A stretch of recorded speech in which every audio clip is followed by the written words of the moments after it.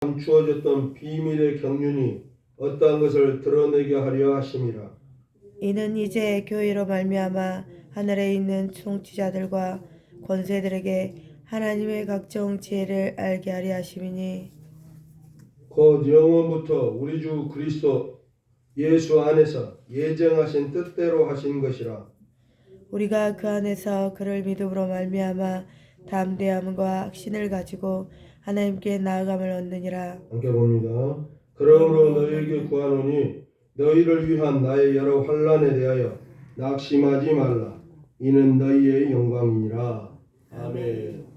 에베소서는 바울이 로마의 감옥에 갇혔을 때 기록한 옥중서신으로 기독교의 구원과 그리스도의 범인, 교회가 어떻게 생성되며 발전되어져 가는가에 대한 교회론에 대해서 사십니다. 교회는 그리스도의 몸이며 그는 교회의 머리입니다. 온 우주적 교회는 하나이며 그리스도 안에서 모든 것이 하나로 통합되는 것입니다. 바울은 1차 로마 감옥에 투옥됐을 때인 62년경에 복음의 사역을 감당하면서 지나온 교회들에게 참된 교회의 모습에 대하여 서신을 보내게 되었습니다. 오늘 3장은 계시로 드러난 하나님의 비밀, 즉 그리스도의 비밀, 하나님의 은혜의 경륜을 설명하고 있습니다. 그리스도를 통하여 상세전에 영원 때부터 작정된 하나님의 경륜과 섭리를 하나님의 비밀, 그리스도의 비밀이라고 말하고 있습니다. 그것은 그리스도 안에서 이방인과 유대인이 함께 아브라함의 언약에 참여한다는 것입니다. 사도들과 선지자들을 통하여 선포된 하나님의 말씀은 결국 그리스도를 통하여 실현되었는데 그것은 이방이나 유대인이나 모두 다 함께 하나님의 상속자가 되며 지체가 되고 약속에 참여하는 자가 된다는 것입니다. 그러므로 이방을 위하여 갇힌 자 된 바울은 자신의 직분이 하나님의 은혜이며 에베소와 이방인에게는 영광이 되는 것입니다. 지극히 작은 자보다 더 작은 자신을 불러 측량할 수 없는 은혜의 선물로 이방인을 위한 일꾼이 된 것을 자부심을 가지고 있습니다. 이제 이방이나 유대인이나 모든 교회들은 영원부터 예수 안에서 예정하신 뜻을 따라 거룩하신 하나님 앞에 담대함과 확신을 가지고 나아가며 그의 자녀요 권속이 되었다는 것입니다. 오늘 본문은 크게 세 부분으로 나눌 수 있습니다. 먼저 1절에서 4절 보면 계시로 내게 그리스도의 비밀을 알리셨다. 두 번째로 5절에서 9절 보면 이제는 감추었던 하나님의 비밀의 경륜을 드러냈다. 세 번째로 10절에서 13절 보면 믿음으로 말미암아 하나님께 담대함과 확신을 가지고 나아갈 수 있다 이렇게 되어 있습니다. 1절에서 4절 먼저 보면 계시로 내게 그리스도의 비밀을 알려주셨다. 하나님께서 하나님의 일들, 하나님의 섭리, 경륜, 경륜, 계획, 예정, 섭리 이렇게 말하죠. 섭리, 경륜, 하나님의 속성 이런 것을 말할 수 있습니다. 하나님의 속성, 사랑의 속성, 은혜의 속성, 그리고 작정의 속성, 예정의 속성 이런 것들을 경륜, 섭리 이렇게라고 표현을 합니다. 이런 것들을 하나님께서 계시를 통하여 비밀을 가르쳐 주셨다 말입니다. 우리는 이제 계시라는 말을 들으면 예언이라는 말로 언뜻 들리기도 합니다. 예언은 뭐예요?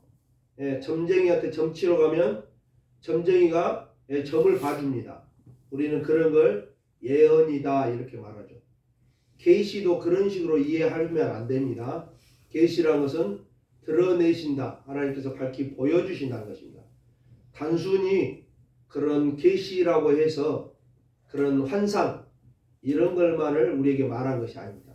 하나님께서 자신을 드러내시고 자신의 섭리, 경륜, 계획 이런 것들 그리고 구원의 섭리, 경륜은 뭐겠어요?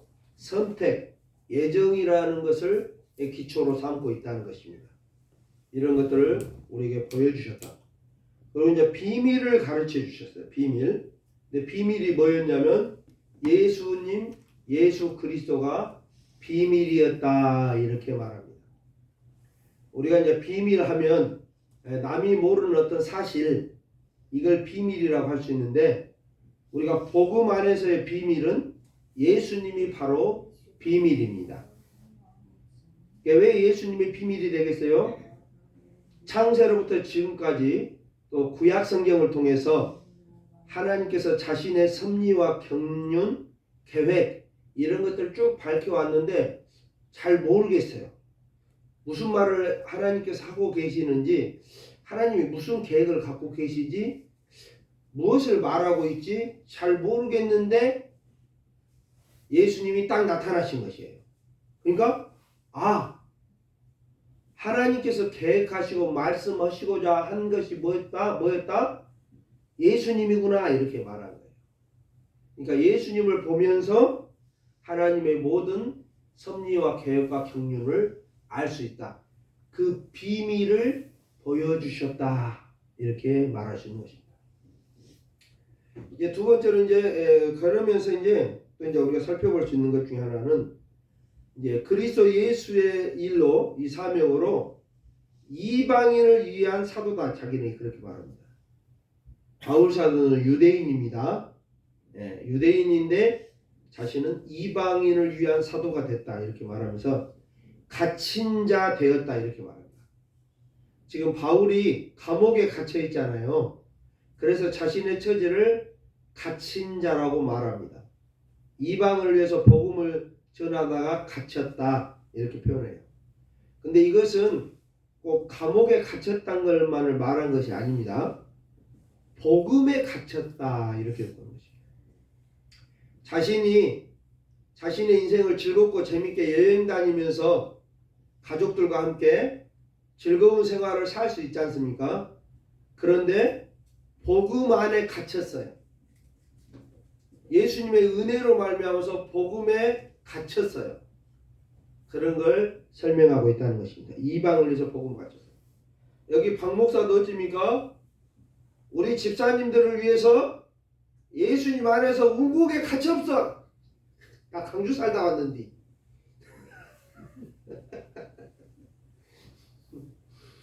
광주서 더 재밌게 살 수 있는데 영화도 보고 야구장에도 가고 무등산도 가고.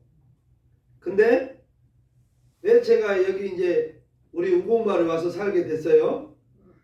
우리 순천의 운곡마을에 복음을 위해서 우리 집사님들과 같이 예배드리고 하나님을 섬기기 위해서 운곡마을에 좀 더 좁은 세상으로 갇히게 됐다 그 말입니다.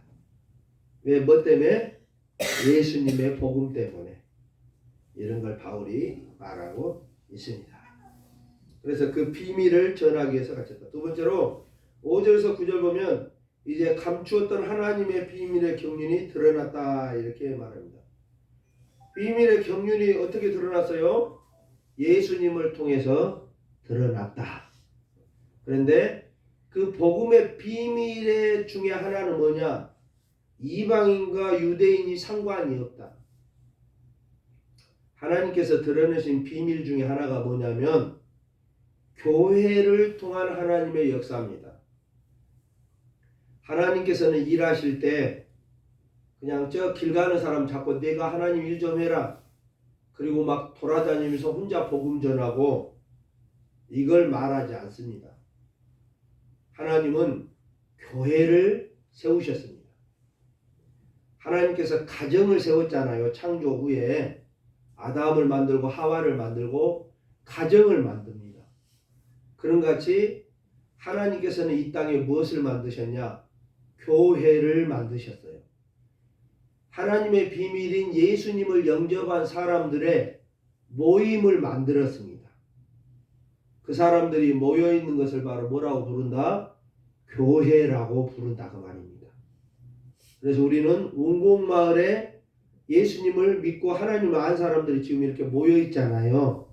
이 모여있는 우리를 뭐라고 부른다? 운곡마을의 하나님의 교회다 이렇게 부릅니다. 근데 하나님께서는 이 교회를 통해서 하나님의 일을 하시고 하나님의 경륜과 섭리, 작정, 예정, 계획 이런 것들을 보여주십니다. 나는 그냥 집에서 나 혼자 예수 믿고 천국 갈 거요. 아니에요. 그건 아닙니다. 하나님은 부르시면 반드시 교회로 부르십니다. 그래서 함께 예배하게 해요. 나 혼자 예수 믿다 천국 가고 이렇게 안 해요. 하나님은 항상 교회를 합니다.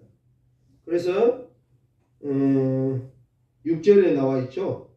이는 이방인들이 복음으로 말미암아 그리스도 예수 안에서 함께 상속자가 되고 함께 지체가 되고 함께 약속에 참여하는 자가 된다. 천국에 들어갈 때는 어떻게 들어가요? 함께 들어가. 함께 손잡고. 천국에 들어갈 때 다 문이 한 개씩 있어갖고 자기 문 열고 들어가는 게 아니라 함께 들어간다니까. 함께. 예? 그게 하나님의 역사예요.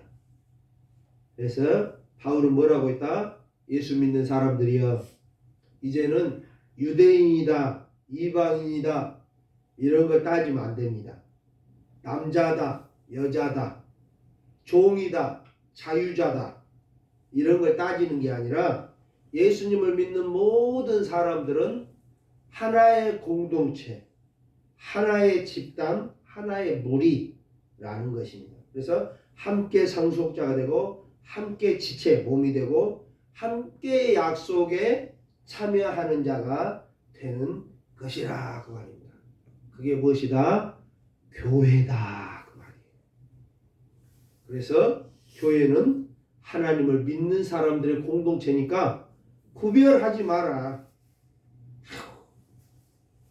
우리 동네 사람 아닌데 이런 거 하시면 안 돼. 이런 거 아니라 그 말입니다. 안 친한 사람인데 이게 아니에요. 예수님을 믿는 사람은 다 하나다.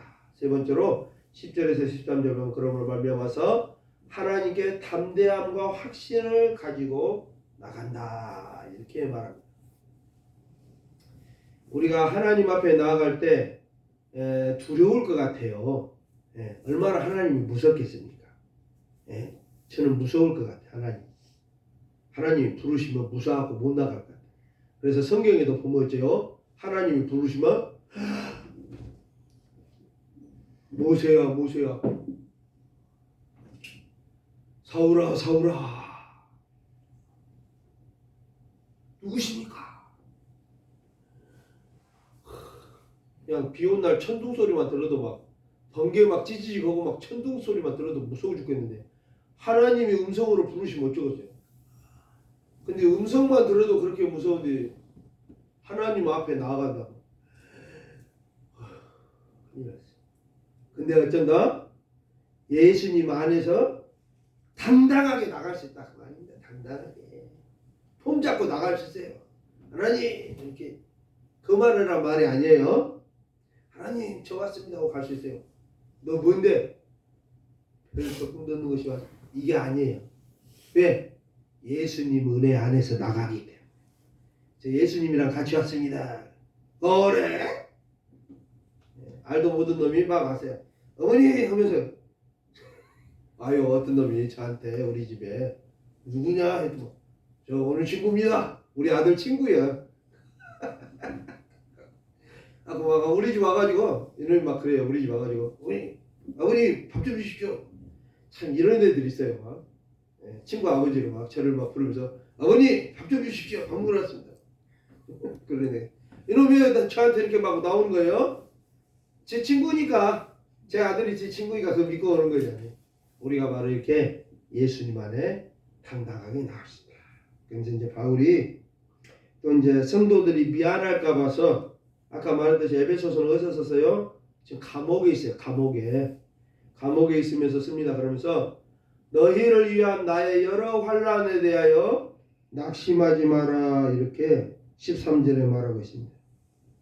그러니까 바울이 복음 때문에 예수님 복음으로 말미암아서 감옥에 갇히는 갇힌 자된 이방인을 위하여 복음으로 말미암아 감옥에 갇힌 자된 삶이 갇힌 자된 그런 자신의 여러 환난에 대하여 낙심하지 마라 이렇게 성도들에게 말하고 있어요.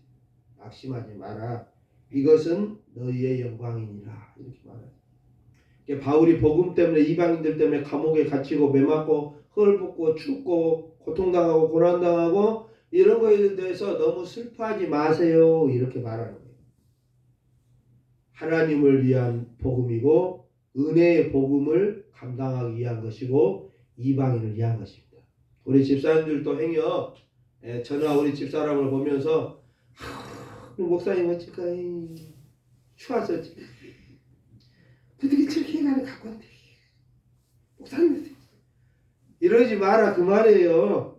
이러지 말라고. 너무 마음 아파하지 마세요. 바울이 지금 그 말을 하고 있는 것입니다.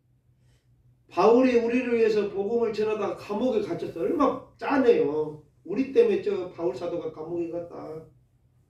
예수님 복음 전하다가 막 성도들이 마음이 짠해 아파해. 그러니까 바울은 뭐라 해요? 근데 그러지 마십시오 성도님들. 다 하나님 안에서 여러분들이 영광입니다. 네. 너희의 영광이다. 혹은 너희가 영광이다. 우리 집사님들이 잘 되시는 모습들, 즐거워하는 모습들을 볼 때 박 목사가 얼마나 마음이 좋겠습니까? 그렇잖아요. 그런 걸 말하는 거니까 너무 안타까워하지 마세요. 저희들 잘 살고 있어요. 아주 우리 동네 와가지고 너무 잘 살고 있어요. 진짜. 진짜입니다. 우리 주님 예수 그리스도의 은혜와 하나님 아버지의 만족한 사랑과 성령님이 이루겠던 충만하신 역사가 믿음 안에서 교회로 부르심을 입어서 그 안에서 즐거움과 기쁨과 확신의 삶을 살아가는 우리 모든 성도들을 위해 이제와 영원히 함께 있을지어다. 아멘.